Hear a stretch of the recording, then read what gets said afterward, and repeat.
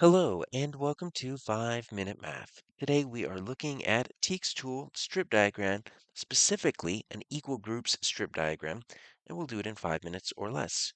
So let's start by just making the strip diagram, which is very helpful when we are looking at multiplication and division.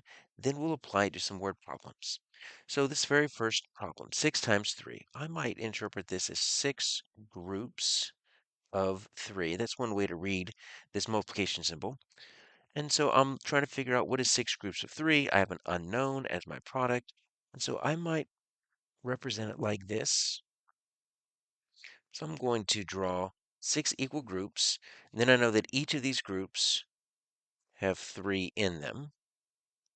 So that would be my parts that are going to, 6 parts are going to make up my total. And then I need an unknown here, which sometimes you can represent like this.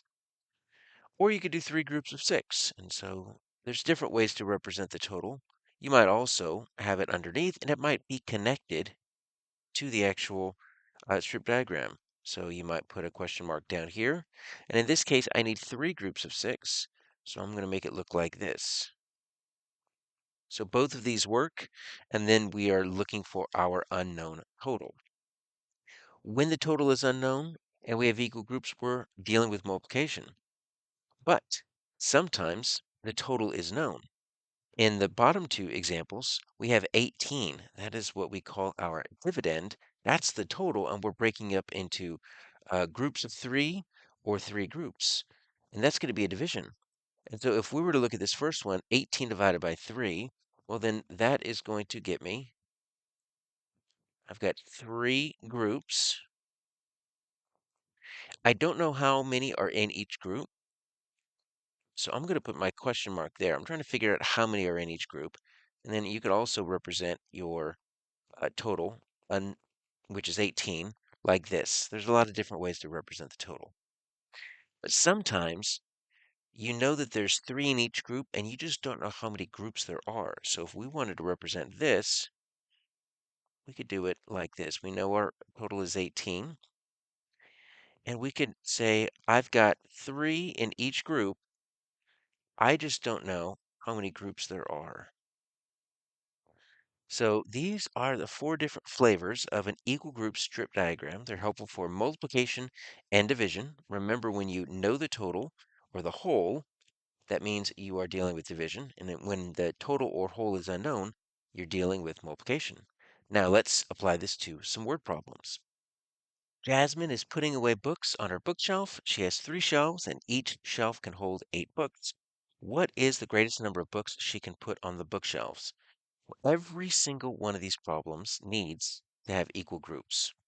So something is going to tell us that we have equal groups, and sometimes it's going to be something as simple as the word eat.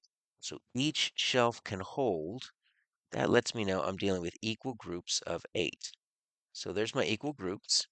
Do I have the total? That's what's missing. So I'm missing my total.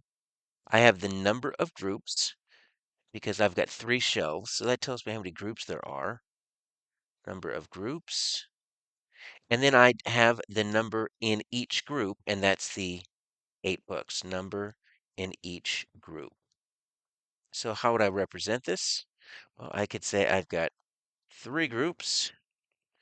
Each of them have 8, so I've got 8, 8, and 8. What is my unknown? That's the greatest number that she can put, so we're assuming all the books are filled. That would be 3 times 8, and that gets us 24. So Miss Guilford is making pencil boxes for group work. She has 45 pencils. That's letting us know we have our total right here. And wants to put 9 pencils in each box. So in each box lets us know we're dealing with equal groups. And if we've got 9 pencils in each box, that's the number in each group. So what we're missing, we've got the equal groups, we've got the total, and we've got the number in each group. We're missing the number of groups. How many pencil boxes? It's the number of groups. So how would we represent this? Well, I've got my total of 45. I know I'm going to make groups of 9. So I'm going to put 9 right here. Then my question is, how many 9s go into 45? So I would say 45 divided by 9 equals my unknown, which in this case would be 5.